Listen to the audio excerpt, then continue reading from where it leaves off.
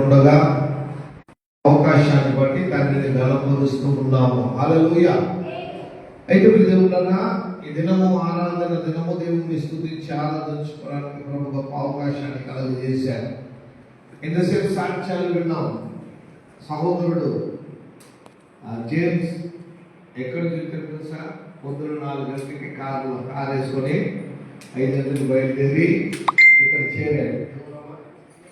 మెట్పల్లి నుంచి వచ్చారు.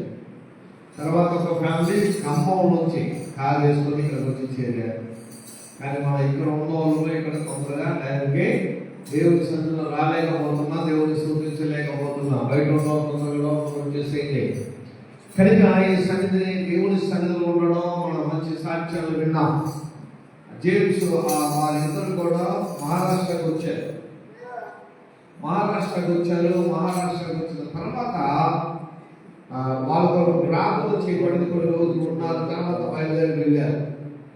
అక్కడ ఉన్నప్పుడు ఆ దేవుడి సన్నిధిలో మొక్కుకున్నారంట. మాకు తెలియదు ఆ సంగతి. దేవా, మా ఫ్యామిలీ అంతా కూడా చక్కగా అన్ని చక్కగా అయితే అన్ని సెట్ అయితే మేము మళ్ళీ వచ్చి ఇక్కడ సాక్ష్యం ఇస్తాము. దేవుడు ఆ కుటుంబాన్ని సెట్ చేయడమే కాదు, 2 పిల్లలు ఇచ్చాడు. తర్వాత దేవుడు ఆశీర్వదించాడు అన్ని విధాలుగా. కనుక వాళ్ళు ఫోన్ చేశారు, అయ్యా మహారాష్ట్ర మీరు రావాలి, సాక్ష్యం చెప్పాలి. మహారాష్ట్రకు రావట్లేదు, మీరు రండి, ఇక్కడికి రండి, ఇది కూడా మన సంఘమే, ఇక్కడికి వచ్చి మీరు సాక్ష్యం ఇవ్వచ్చు అని వాళ్ళు ఇక్కడ పిలిచాం. వాళ్ళ దేవుడు కూడా ఇక్కడికి వచ్చారు. అలాగే ఖమ్మం నుంచి ఫ్యామిలీ వచ్చింది. మనం అందరం కూడా కూడుకోవడానికి మంచి అవకాశాన్ని కలుగజేశారు. హల్లెలూయా, హల్లెలూయా. కనుక ఈరోజు ధ్యానంగా జాగ్రత్తగా దేవుని యొక్క వాక్యాన్ని మనము వెళ్తాము. కారణము వినటం వల్ల విశ్వాసం పెరుగుతుంది. కానీ మన వాళ్ళు చేసే గొప్ప పనులు ఏంటంటే వాక్యాన్ని సరిగా వినరు. వాక్యం వినేటప్పుడు అటు ఇటు అన్ని పనులు అది ఇది కాకుండా వాక్యం ఒక్క పాయింట్ విడిపోకుండా విన్నప్పుడు మనం బాగుగా దీవింపబడతాం. కనుక ఈ సమయంలో మనం సమర్పించుకొని మనం ప్రార్థనలు చేద్దాం. రండి ప్రార్థన చేద్దాం. ప్రభువా, ఈరోజు నాతో మాట్లాడు, నాకు మాట్లాడి నన్ను బలపరచు. హల్లెలూయా. మొదటిసారిగా ఈరోజు ఈ కార్యక్రమాన్ని లైవ్ ప్రారంభించాం. మొదటిసారిగా దేవుని సన్నిధిలో ఈరోజు లైవ్ ప్రారంభమైంది. ఈ రోజు నుంచి ప్రతి ఆదివారము ప్రతి మీటింగ్ మనకు అన్ని కూడా లైవ్ పడతాయి. కనుక లైవ్ చూస్తున్న వారు ఇతరులకు కూడా చెప్పండి, మీరు కూడా ఇతరులకు అందించండి. ప్రతి మీటింగ్ లైవ్ లో రాబోతుంది. కనుక ప్రజలు దీవింపబడి ఆశీర్వదింపబడాలి. ప్రార్థన చేద్దాం. మహామనుషులైన మా తండ్రి, మీ పరిశుద్ధమైన గణనామమును బట్టి మీకు కోటి కోటి స్తోత్రాలు, స్తుతులు, వందనాలు చెల్లిస్తూ ఉన్నాం. ఈ పునరుత్థాన దిన ఆరాధన దినములో మిమ్మల్ని స్తుతించి మహిమపరచడానికి మీరు ఇచ్చిన కృపకు స్తోత్రాలు. నైనా బిడ్డలు సన్నిధికి వచ్చారు. అదే కాదు నాయన, భక్తులు నాయన తండ్రి అవసరతలు బట్టి నీ సన్నిధికి వచ్చారు. మా ప్రభువా, అవసరతలు యేసుక్రీస్తు నామములో తీర్చబడాలి. పరిశుద్ధాత్మ దేవ ప్రతి ఒక్కరి మీద తాకబోతున్నందుకు స్తోత్రాలు. కొంచెంసేపు వాక్యంతో మమ్మల్ని దర్శించండి, మాట్లాడండి, బలపరచండి. ప్రతి దుష్టుని ఆలోచనలను నజరేయుడైన యేసుక్రీస్తు నామములో బంధించి సాతాను క్రియలను అపవాది ఆలోచనలను యేసు నామములో బంధించి పాతాళానికి పంపిస్తూ ఉన్నాను. వచ్చిన బిడ్డలకి దీవెనలు, ఈ వర్తమానం వింటున్న బిడ్డలకు ఆశీర్వాదము, విడుదల కలుగును గాక, విడుదల కలుగును గాక. యేసుక్రీస్తు నామములో ప్రార్థన వేడుకొంచున్నాము తండ్రి. ఆమేన్, ఆమేన్, ఆమేన్. ప్రియదేవులారా, దేవుని వాక్య భాగం నుండి మనము కొన్ని విషయాలు ఈరోజు చూడబోతున్నాం. చూడండి, 101వ కీర్తన చదివాం. ఈ కీర్తనలన్నీ కూడా చాలా చక్కని విషయాన్ని జ్ఞాపకం చేస్తుంది. కానీ నేను 34వ కీర్తన వైపు మీ దృష్టి తీసుకెళ్లాలని ఆశపడుతూ ఉన్నాను. 34వ కీర్తన 5వ వచనము. 34వ కీర్తన 5వ వచనము. ఇక్కడ మనం చదువుతూ ఉంటుంటే వారందరూ ఆయనని తేరి చూసి చూశారు, ప్రకాశాన్ని పొందారు, ప్రకాశింపబడ్డారు. తొందరగా వాక్యాన్ని చదువుతాం. 34 కీర్తన 5వ వచనం. వారు ఆయన తట్టు చూడగా వారికి వెలుగు కలిగింది. ఒక హల్లెలూయా చెప్పుదాం. హల్లెలూయా. ప్రియమైన ఒక విషయం జ్ఞాపకించండి. ఇక్కడ కీర్తనకారుడు ఏమో జ్ఞాపకం చేస్తున్నారంటే వారందరూ కూడా ఆయన వైపు, ఆయన అంటే యేసుక్రీస్తు, ఆయన అంటే మన ప్రభు వైపు తేరి చూడగా, అంటే మామూలు చూడటం వేరు, తేరి చూడటం వేరు. ఇక్కడ వాక్యంలో రాయబడిన విషయం ఏంటంటే మామూలుగా మన లోకరీతిగా చూస్తూనే ఉంటాం. మనమే కాదు, ప్రతి ఒక్కరు భక్తులు వెంటనే దేవుడా అంటారు. నాస్తికులు కూడా దేవుణ్ణి మొక్కుకోవడం జరుగుతూ ఉంది. నాస్తికులు కూడా దేవుణ్ణి పిలవడం జరుగుతూ ఉంది. మనం తెలుసుకున్న గొప్ప విషయం కాదు. కానీ ఇక్కడ బైబిల్లో ఉన్న మాట సంగతి ఏంటంటే వారు ఆయన వైపు తేరి చూడగా, తేరి చూడడం అంటే చాలా జాగ్రత్తగా చూడడం, చాలా జాగ్రత్తగా చూడడం. చూడండి, ఒక ఉదాహరణ మనం చూస్తే సూర్యుడిని చూస్తున్నాం. సూర్యుడికు ఆపోజిట్ చంద్రుడు ఉంటాడు. ఒకవేళ చంద్రుడు అటు ఇటు ఉంటే సూర్యుడు కాంతి చంద్రుడి మీద వెళ్ళదు. కనుక సూర్యుడికి ఆపోజిట్ గా చంద్రుడు ఉండడం వల్ల సూర్యకిరణాల నుండి, సూర్యుడ వెలుగులో నుండి వెలుగును పొందుకొని ఒక రాత్రంతా ప్రకాశం ఇవ్వడానికి చంద్రుడు బలాన్ని పొందుతూ ఉంటున్నారు. కనుక ఎవరైతే ఆయన వైపు తేరి చూస్తున్నారో వారు ప్రకాశాన్ని పొందుతూ ఉన్నారు అని పరిశుద్ధ లేఖనంలో మనం చదువుకుంటున్నాము. కనుక మన జీవితంలో ప్రతి సమయము దేవుని వైపు దృష్టి, దేవుని వైపు తేరి చూసే చూపు మనలో ఉండేటప్పుడు మనకి దేవుడు అన్ని సర్వము సమకూర్చి ఆశీర్వదించడం జరుగుతూ ఉంది. ఈ వాక్యాలను చెప్తూ ఉన్నాం.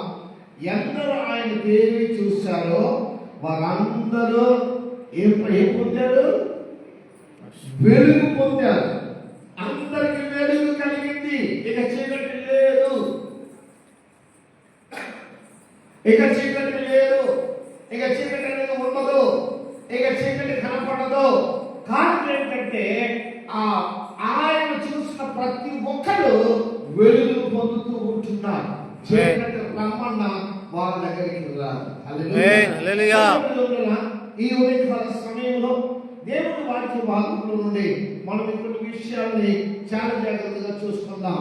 కారణం ఏంటంటే ఆయన మొదటిది పరిశుద్ధుడు, రెండోది ఆయన ఆలోచనకర్త, అంతేకాదు శక్తిమంతుడు.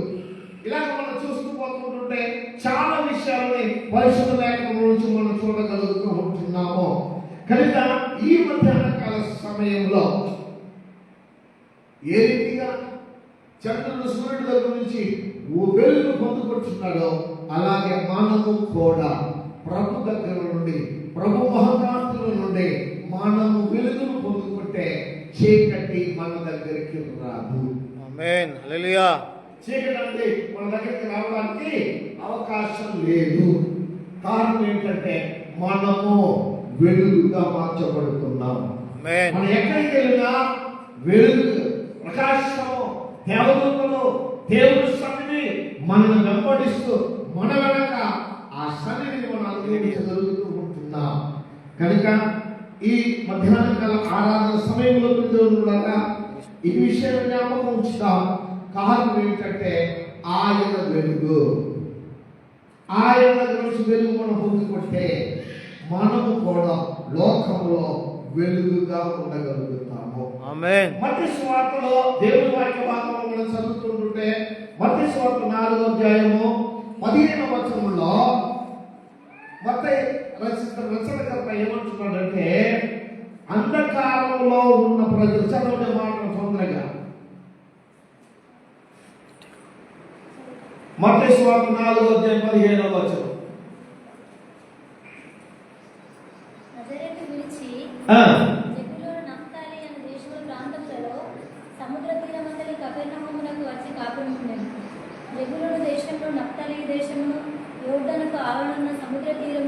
చీకటిలో కూర్చుని ఉన్న ప్రజలను ఎస్ గొప్ప వెలుగు చూచిరి.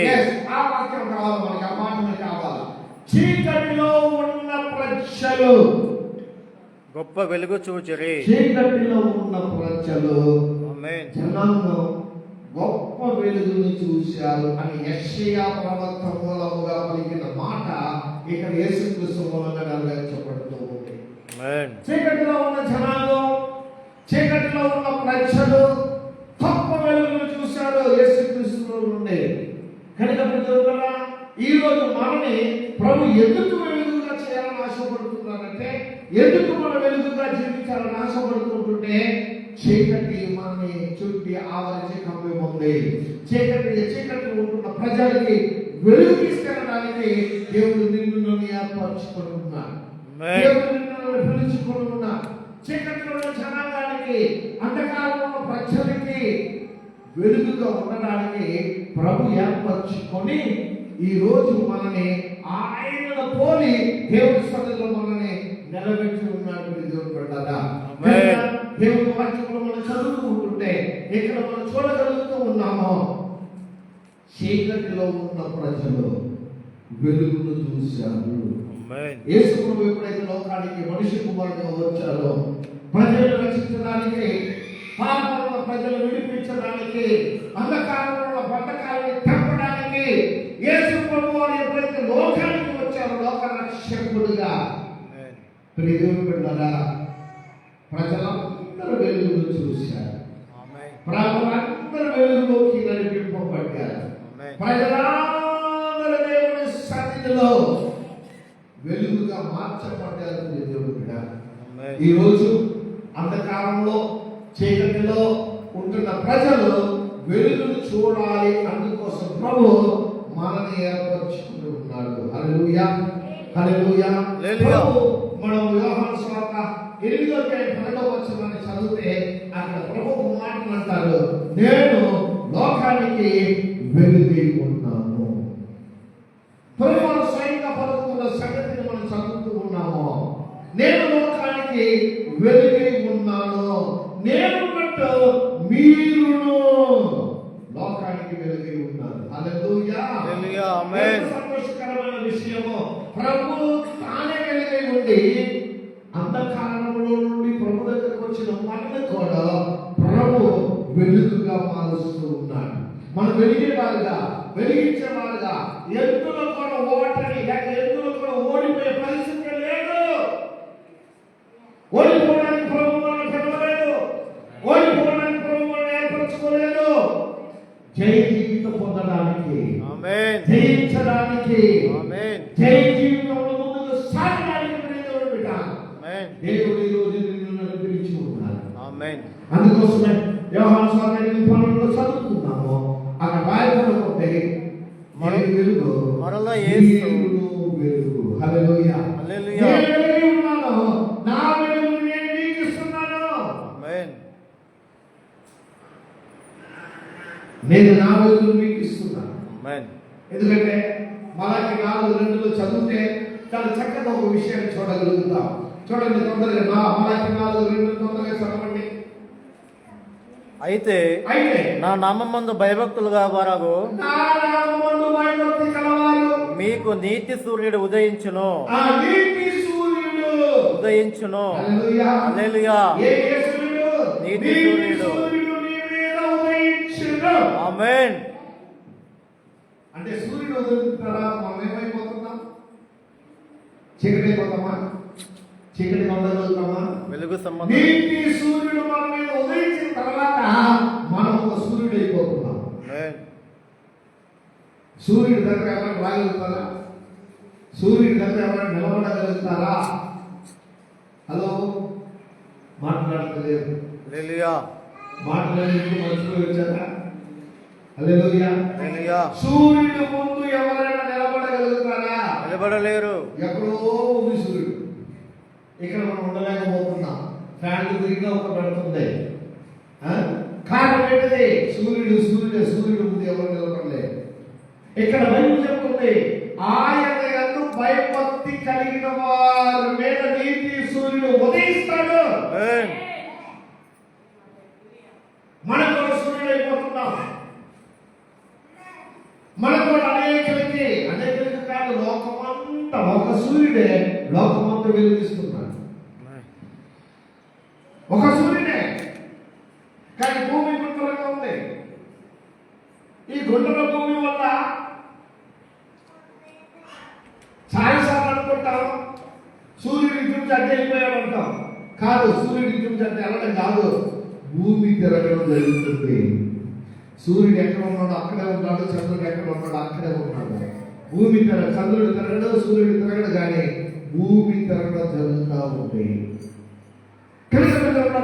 నీతి సూర్యుడు మన మీద ఉదయించాలని ప్రభు ఉద్దేశము, నీతి సూర్యుడు మన మీద ప్రకాశించాలని దేవుని ఉద్దేశము.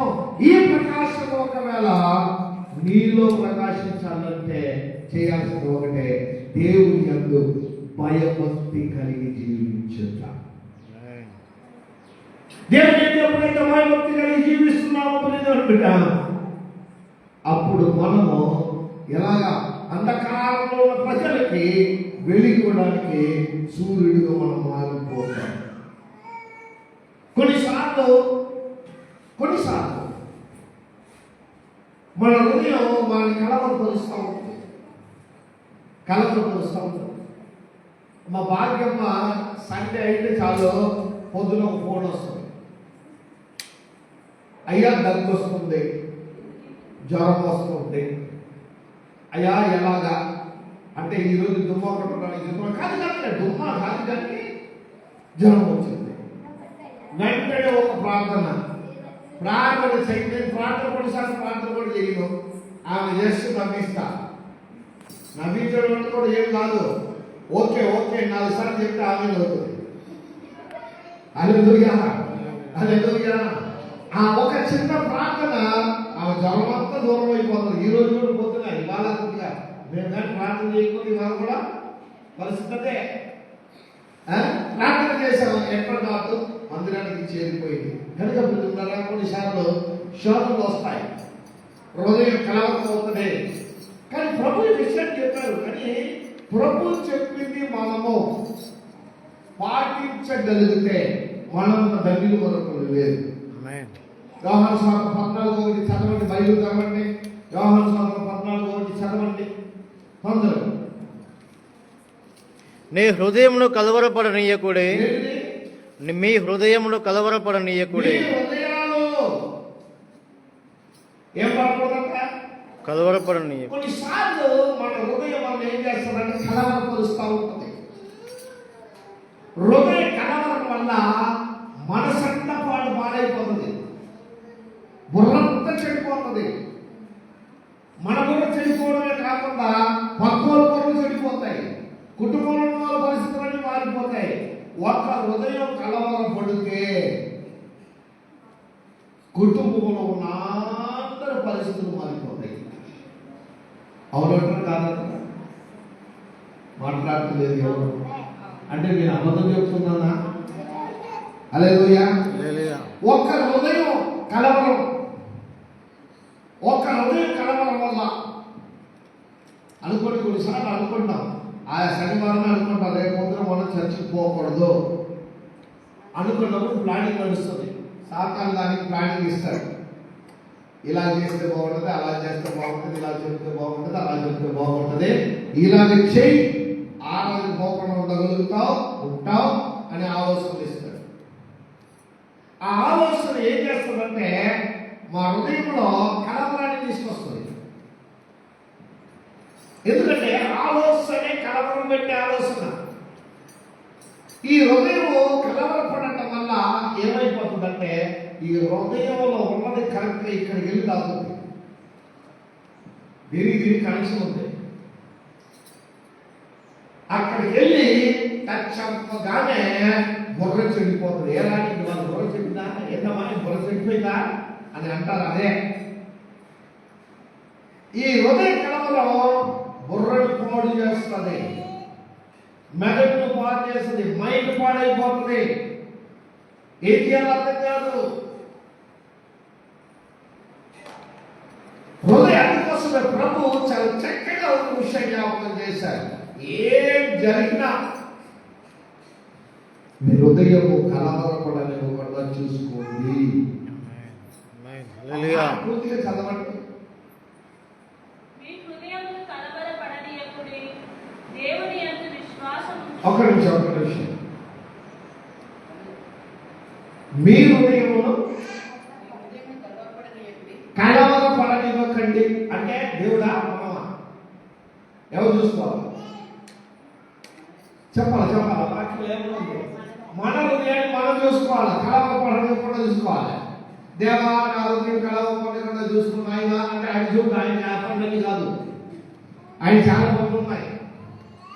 ఆయన పని కాదు నీ హృదయాన్ని కలవరం లేకుండా చూసుకోవడానికి.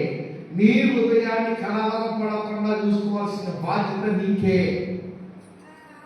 నీ హృదయమును కలవరపడకుండా చూసుకున్నప్పుడు దేవుని యందు విశ్వాసం ఉంచుతున్నా, నా యందు కూడా విశ్వాసం ఉంచని ప్రభు పలుకుతున్నారు. దేవుని యందు విశ్వాసం ఉంచుతున్నా, ప్రభు మీద పరిపూర్ణమైన విశ్వాసం ఉంచాలి. అంటే దేవుడి మీద ప్రభు మీద కాదు, ప్రభువే దేవుడు, దేవుడే ప్రభు.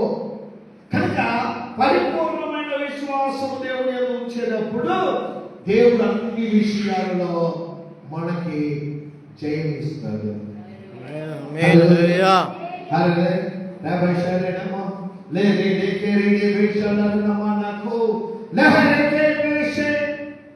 Thank you, Holy Spirit.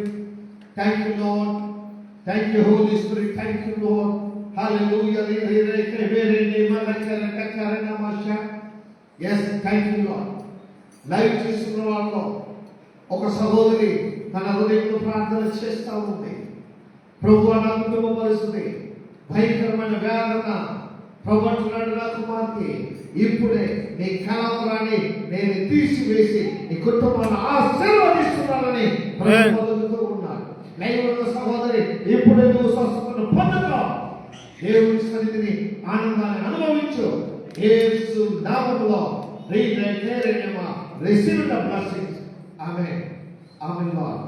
Thank you, Holy Spirit. Thank you, Lord. Thank you.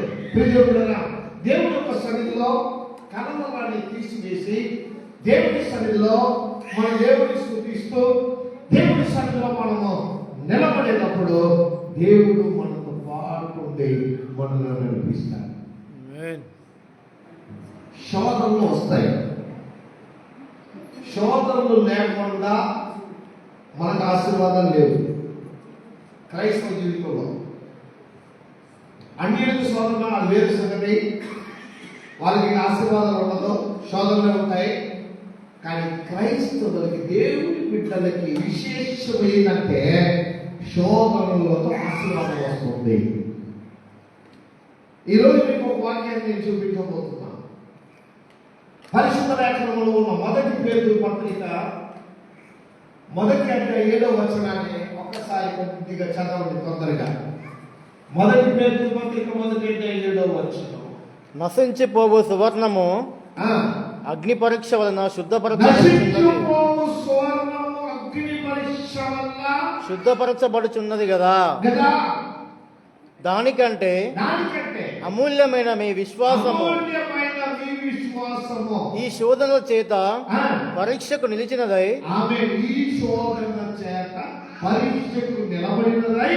యేసుక్రీస్తు ప్రత్యక్షమైనప్పుడు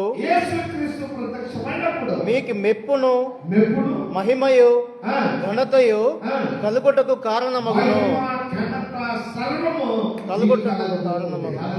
హల్లెలూయా. హల్లెలూయా. శోధన అనేది సింపుల్. శోధనలు అవసరం, శోధనలు వస్తాయి. పౌలు కొరింథీ సంఘానికి రాస్తున్నాడు, మనుషులకు కలిగే శోధనలు తప్ప మరి ఏమీ నీకు సంభవించలేదు.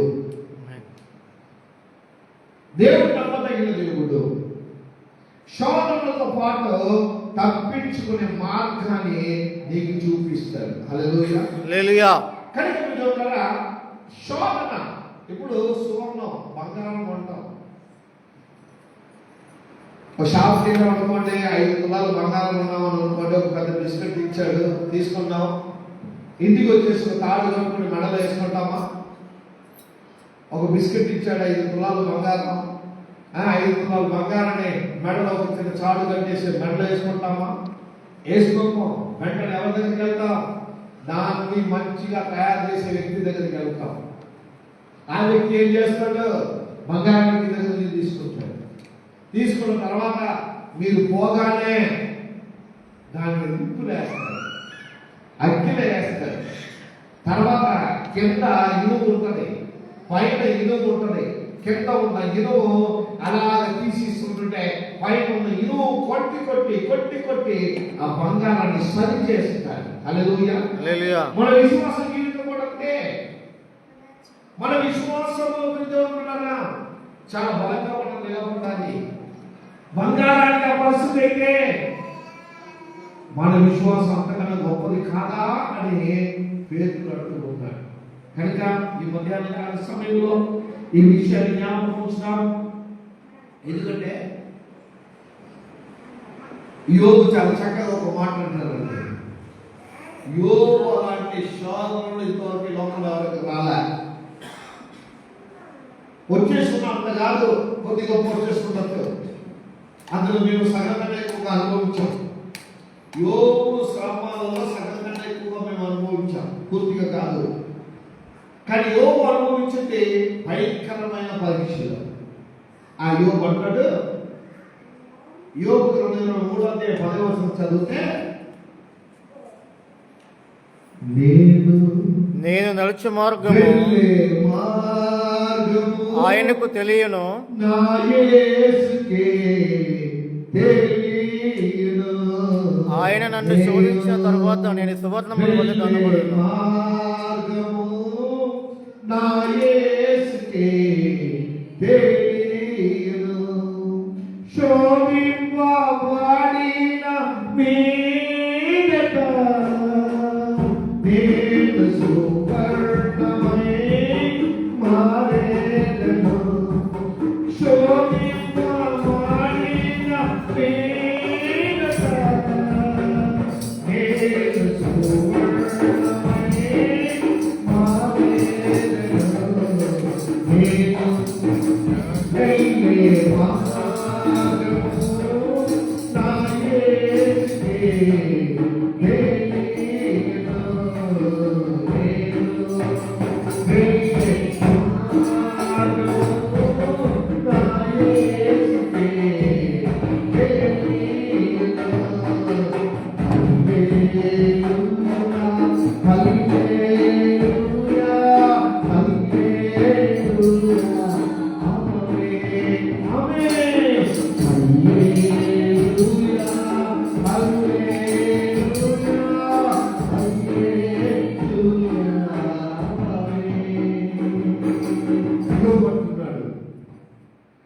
నేను వెళ్ళే మార్గం నా యేసుకు తెలుసు.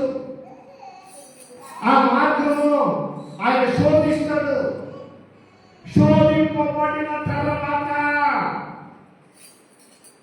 సువర్ణంగా మారబోతున్నాను. ఆమేన్. హల్లెలూయా. హల్లెలూయా. హల్లెలూయా. హల్లెలూయా. హల్లెలూయా. హల్లెలూయా. పరిశుద్ధాత్మ దేవుడు అంటున్నాడు, yes కుమారుడా, నువ్వు ఎంతవరకు శోధన నడిచావు? శోధన అయిపోయింది, సువర్ణంగా మారబోతున్నా. ఆమేన్. సువర్ణంగా మారబోతున్నా. ఆమేన్. This is your prophecy. Receive the prophecy word. రేషకేరే నిమైకేరే భాషకేరే నిమా. నీ ప్రయాసం కాదు, నీ జీవితాన్ని ప్రభు సువర్ణంగా మార్చబోతున్నాడు. ఆమేన్. Receive the blessing. Receive the prophecy. Jesus name. Thank you Holy Spirit. Thank you God. ప్రియమైన yes, దేవుడు సువర్ణంగా మార్చే సమయము. ఆమేన్. శోధనలు వస్తాయి, శోధనలో నిలబడాలి. శోధనలో నిలబడాలి. 45 సంవత్సరాల సేవ పరిచర్యలో ఎన్నో ఎన్నో ఎన్నో శోధనలు, అన్నింటిలో నిలబడి ఇప్పుడు వచ్చేసాం. ఇప్పుడు దేవుడు మమ్మల్ని సువర్ణంగా మార్చబోతున్నాడు. ఆమేన్. హల్లెలూయా. సువర్ణంగా మారే సమయము కనుక శోధనలో ఎన్నడకండి, శోధనలో ఎన్నడకండి. శోధనలు వస్తాయి. అంతేకాదు ప్రభు మరొక మాట చెప్తున్నారు, శోధనలు రావడమే కాదు, శోధనలు రావడమే కాదు. ఓకే రాబాయ్ శంకరిమా, ఎస్ ఈ వర్డ్ మీ కొరకు బాబు Amen. ఈ వాక్యం నీ కొరకే. యెషయా గ్రంథము యెషయా గ్రంథము 48:10 ఒకసారి చదువుతాం. Thank you Holy Spirit. Thank you. నేను నిన్ను పుటమ వేసి తిని వెండిని వేసినట్లు కాదు, ఇబ్బంది కొలిమిలో నిన్ను పరీక్షించి తిని నా నిమిత్తమే అలాగూ చేసేదను. నా నామము అపవిత్రపరచబడనేలా నా మహిమను మరి ఎవరికి నేను ఇచ్చేవాడను కాను. హల్లెలూయా. ఎంతవరకు వచ్చిన శోధనలో అయిపోయింది. నేను పుటము వేసి గుహ అంటే పొయ్యి, మంట పొయ్యిలో నిన్ను పుటమ వేసింది. నువ్వు నా మహిమ కొరకు నిలబడ్డావు, నా కొరకు నిలబడ్డావు కనుక ఇదిగో ఇదిగో ఇదిగో ఇదిగో నిన్ను సువర్ణంగా మార్చబోతున్నాను. ఆమేన్. ఇదే యెహోవా వాక్కు. Receive the blessings. Thank you. God bless you. God bless you. Thank you Holy Spirit. Thank you Lord. yes దేవుని వాక్య భాగంలో మనం చదువుకున్నప్పుడు దేవుడా ఇర్మియా 9:7 కూడా తొందరగా చదువుదాం. ఇర్మియా 9:7. హోలీ స్పిరిట్ కావున సైన్యములకు అధిపతియగు యెహోవా ఇలాగూ సెలవిచ్చుచున్నాడు, ఆలకింపుము, వారిని చొక్కము చేయనట్లుగా నేను వారిని కరిగించుచున్నాను. నా జనులను బట్టి నేను మరేమీ చేయదును. వారి నాలుక ఘాతుక బాణము, అది కాపట్టెము పలుకుచున్నది. హల్లెలూయా. దేవుడు వాక్కులన్నీ కూడా మన కొరకే దేవుడు మనకి ఇచ్చాడు. ఎహెజ్కేలులో ఒక మాట ఉంది, చదవండి. ఎహెజ్కేలు 22:22. తొందరగా చదివి సహాయం చేయండి. ఎహెజ్కేలు 22:22.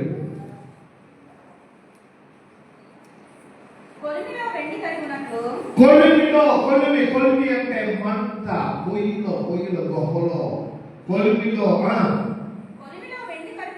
వెండి కరిగినట్టు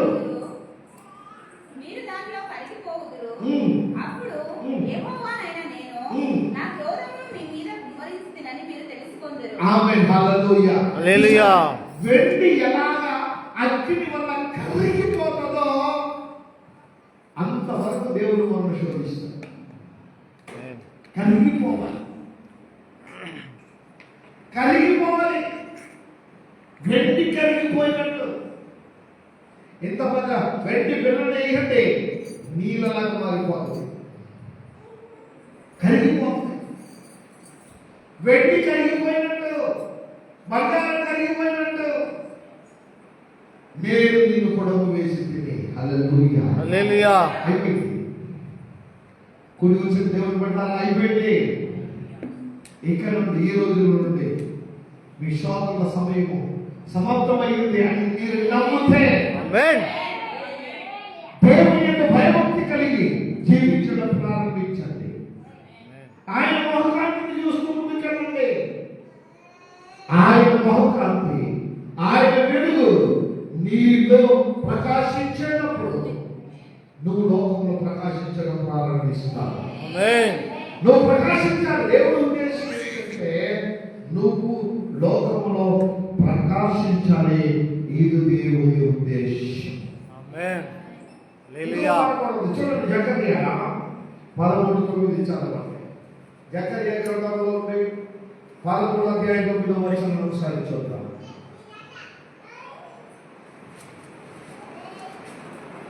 ఆ మూడవ భాగము నేను అగ్నిలో నుండి వెండిని తీసి శుద్ధపరచినట్లు శుద్ధపరచును. ఆమేన్. హల్లెలూయా. హల్లెలూయా. అగ్నిలో నుండి వెండిని తీసి ఎలాగ నేను శుభ్రపరిచి దానికి కావాల్సిన పాలిష్ ఇచ్చి నేను ఒక వస్తువుగా తయారు చేస్తున్నాను. మీ బాగా వేలన్నీ అయిపోయి ఇదిగో ఇప్పుడు నేను మంచి వస్తువుగా మిమ్మల్ని తయారు చేసి నిలబెట్టబోతున్నాను. ఆమేన్. హల్లెలూయా.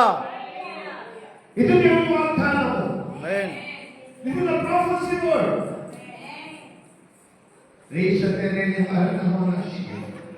ప్రవచనంలో ప్రభు మాట్లాడుతున్నారు. మీ పరిస్థితులు మారబోతుంది.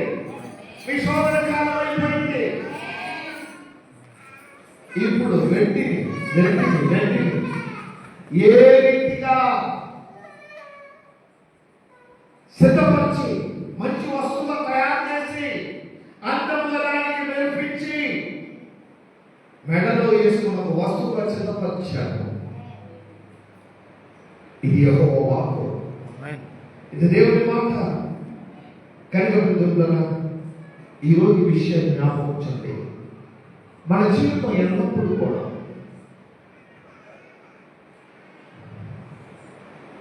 ఆయన శిష్యులుగా ఉండాలి.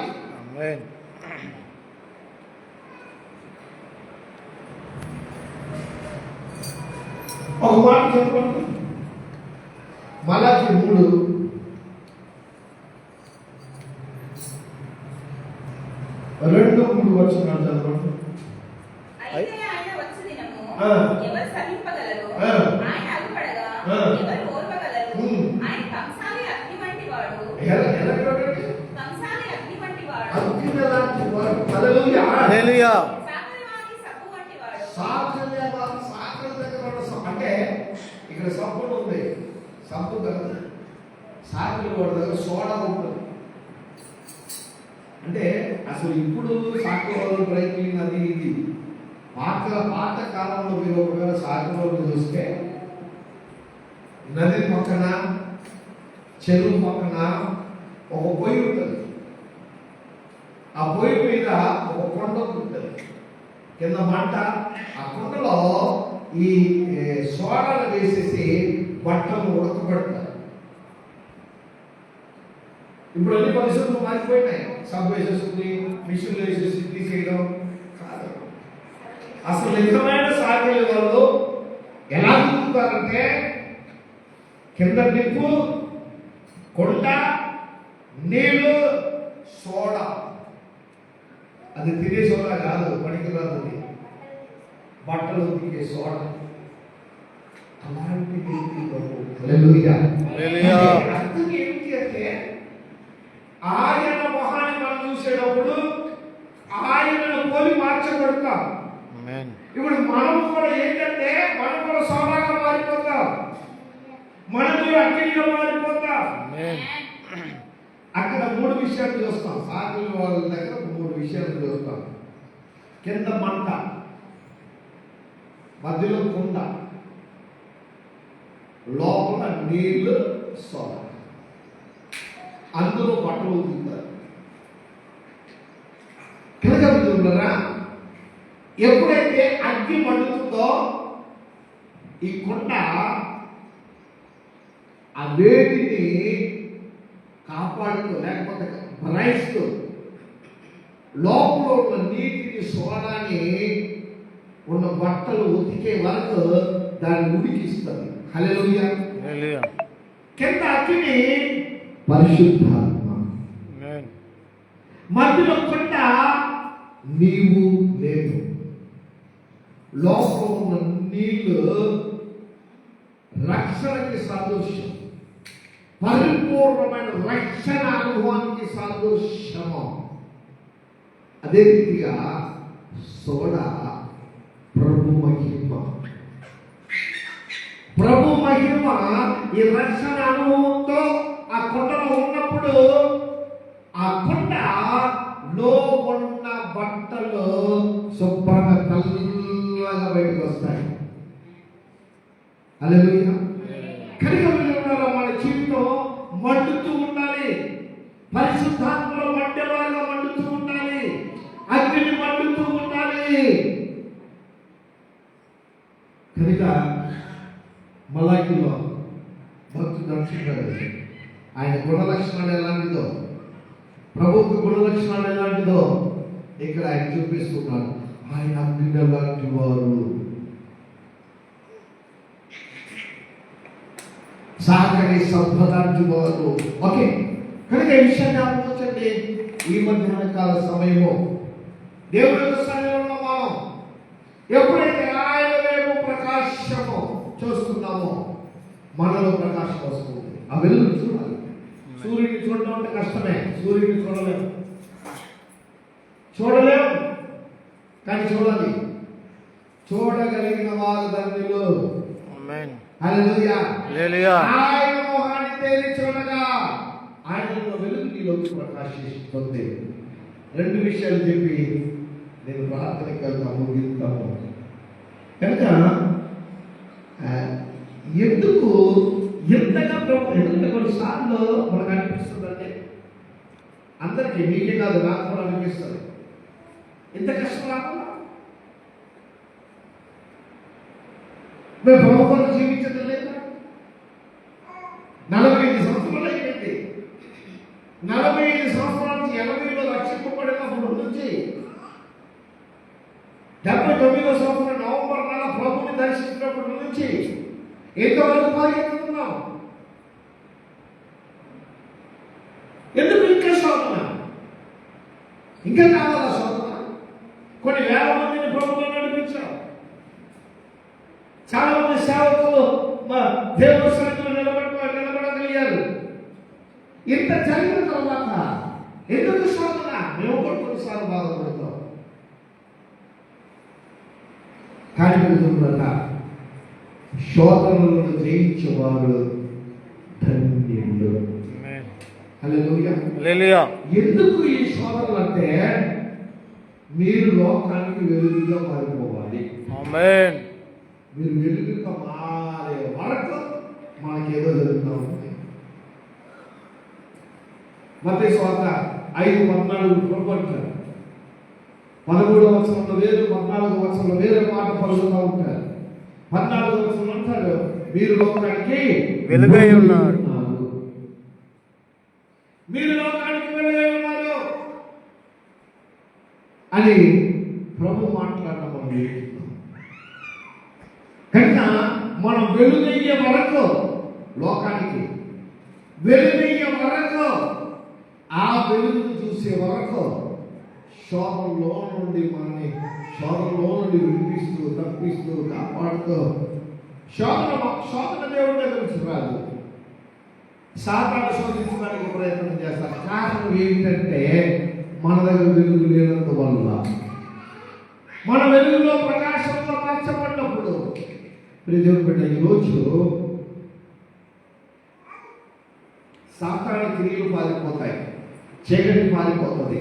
ఓకే, వెలుగులో 3 కార్యాలు జరుగుతున్నాయి. నేను దీన్ని వివరించను, కొద్దిగా చెప్పి ముగిస్తా. మిగిలిన వచ్చే వాళ్ళు దీన్ని వివరిస్తా, సరిపోదు సమయం. 3 విషయాలు వెలుగులో జరుగుతుంది. మొదటిది వెలుగు, రెండోది సత్యము, మూడోది విత్తనము, షీడ్. 3 కార్యాలు జరుగుతున్నాయి. 3 కార్యాలు. మొదటిది మనం వెలుగుగా ఉండాలని ప్రవేశపడుతున్నాడు. ఎవరైతే జాగ్రత్తగానండి, ఎవరైతే వెలుగుగా ఉంటున్నారో వెలుగును పొంది వెలుగుగా ఉండాలి. లేకపోతే మనం వెలుగుతూ ఉండలేము. వెలుగును పొంది వెలుగుగా ఉన్నప్పుడు వాళ్ళ జీవితంలో ఏం జరుగుతుందంటే, సత్యమును నడవడం మొదలెడతారు. సత్యం ప్రవేశిస్తుంది. అర్థమైందా?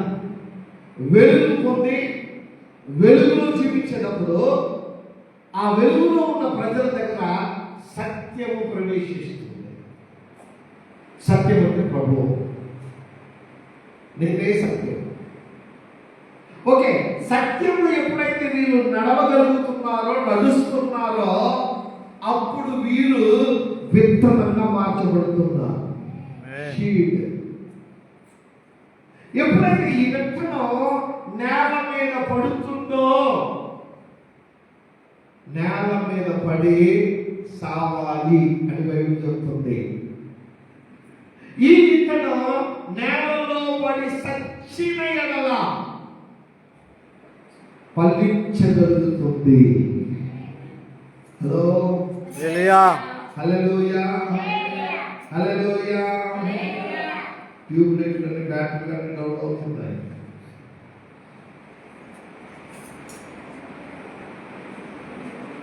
చాలా గొప్ప మర్మం. వెలుగులో ఉన్న మనలో సత్యం ప్రవేశించి సత్యంలో నడిచేటప్పుడు మనం విత్తనంగా మార్చబడుతున్నాం. విత్తనము భూమిలో పడి సత్యన ఎడల చాలా అంటే ఏంటంటే ఎంతమంది ఎంతవరకు విత్తనాలు సత్యనే? ఏ విత్తనం సత్యమే?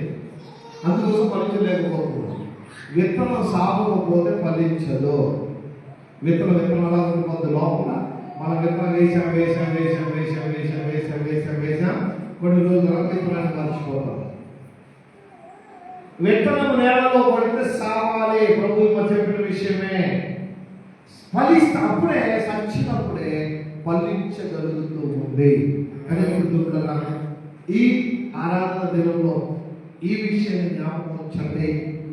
దేవుడు మనని పోషించి కాపాడడానికి నడిపించడానికి శక్తివంతుడు. ఆమేన్. ఆమేన్. ఆమేన్. ఆమేన్. ఒక మాట చదవండి. మొదటి రాజుల గ్రంథం 17వ అధ్యాయం ఇంటికి చదవండి. ఇందులో 3 పారాగ్రాఫ్లు చూడగలుగుతారు. 3 రకాలుగా దైవ సేవకుడిని దేవుడు పోషించాడు. 9వ వచనం చదవండి ఒకసారి తొందరగా. మొదటి రాజుల గ్రంథం 17:9. నిన్ను పోషించుటకు వెతవరాలను నేను ఏర్పరచుకున్నాను. ఆమేన్. హల్లెలూయా. హల్లెలూయా. చూడండి, ప్రవక్త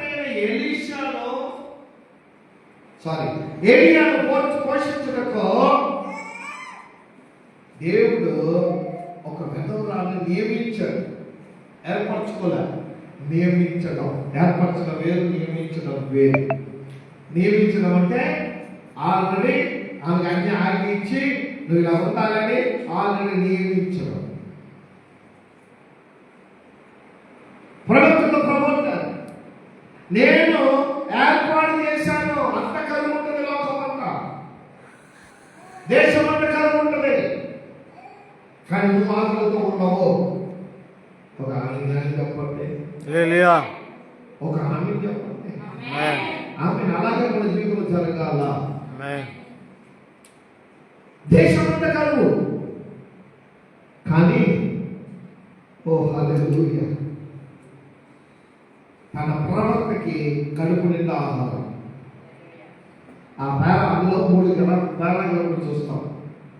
మొదటిది కాకుల మూలంగా ఆహారం, రెండవది వెదవుల మూలంగా ఆహారం, మూడోది దేవదూతల మూలంగా ఆహారం పంపిస్తాడు ప్రభు.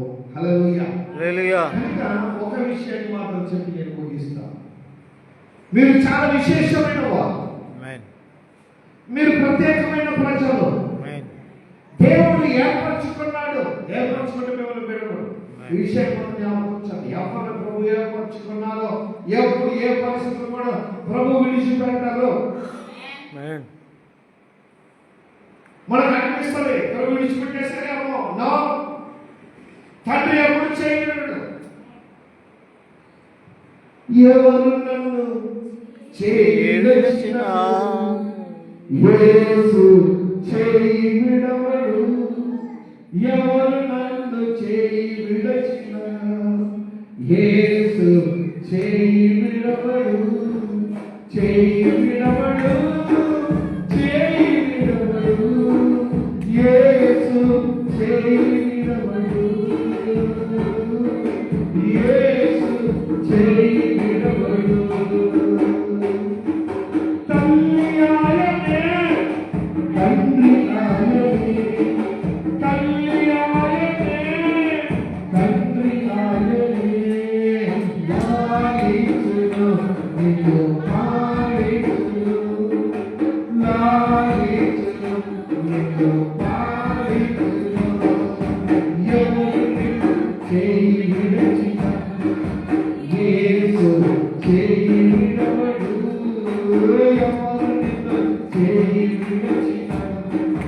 Yes,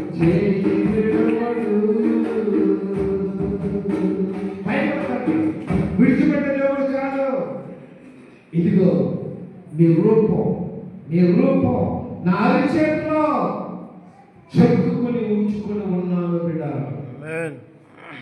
నా కుమారుడు నా కుమార్తె, నా వైపు నువ్వు చూస్తే నువ్వు వెలుగును పొందుతావు, ఆమేన్. వెలుగును పొందుతావు. ప్రార్థన చేద్దాం. అలాంటి కృప పరిశుద్ధాత్మ దేవుడి సమయంలో కొడుకులు మనకును లైవ్ లో చూస్తున్న ప్రజలను ప్రభు గొప్ప మహిమ కృప సన్నిధి అలవరణ భాషయ అనుగ్రహించింది గాక. ప్రార్థన చేద్దాం. Thank you Holy Spirit. మహాపరిశుద్ధుడైన మా తండ్రి, నాయన ఈ సమయంలో కూడి వచ్చిన బిడ్డలని మా ప్రభువుని పాద సన్నిధిలో సమర్పిస్తూ తండ్రి మీ సన్నిధి నాయన బిడ్డలతో పాటు ఉంచినందుకు స్తోత్రం చెల్లించుకుంటూ నీ వాక్కుతో ప్రభు నాతో మాతో మాట్లాడారు. అవును నాయన, మేము వెలుగు మా ప్రభు, ఇక మాత్రం చీకటి కాదు తండ్రి, మేము మాట్లాడాల్సిన పని లేదు. ఆమేన్. మీ వైపు చూస్తూ ఉంటుండగా మేము వెలుగును, మహిమను, క్రాంతిను, ఘనమన శక్తిని మేము పొందుతూ వెళ్ళగలుగుతామయ్యా. అలాంటి కృపణల గురించి పంపించండి తండ్రి. లైవ్ ఎంతమంది చూస్తున్నారు, వారందరి కొరకు ప్రార్థన చేస్తున్నాం. వాళ్ళ జీవితంలో కావాల్సిన ప్రతి అవసరతను తీర్చండి. బలహీనంగా ఉంటే ఇప్పుడే యేసుక్రీస్తు నామములో వాళ్ళు స్వస్థతను పొందునుగాక. వ్యాధి బాధ బలహీనతలు యేసు నామములో విడిచిపెట్టి పోవుగాక. స్వస్థతను, ఆశీర్వాదములు, దీవెనలను పొందునుగాక. యేసుక్రీస్తు నామములో వారిని ఆశీర్వదిస్తున్నాం. కూడి వచ్చిన బిడ్డలను కూడా దీవిస్తున్నాం ప్రభువా. ఏ అవసరతతో వచ్చారో అవసరతలన్నీ యేసుక్రీస్తు నామములో తీర్చబడునుగాక, తీర్చబడునుగాక. సహాయం చేసి మీరు మహిమ పొందమని నాయన నడిపించమని, బలపరచమని, ప్రతి బిడ్డ దీవింపబడి వెళ్ళాలి ప్రభువా. విడుదల వెళ్ళాలి, ఆశీర్వదింపబడి వెళ్ళాలి. అనుకుంటున్న ప్రతి పని యేసుక్రీస్తు నామములో జరిగి తీరుతుంది. తీరాలి ప్రభువా. మహిమ పొందమని యేసు పరిశుద్ధ నామములో అడుగుతున్నాము తండ్రి. ఆమేన్, ఆమేన్, ఆమేన్, ఆమేన్. God bless you all. Live లో చూస్తున్న వారికి కూడా వందనాలు.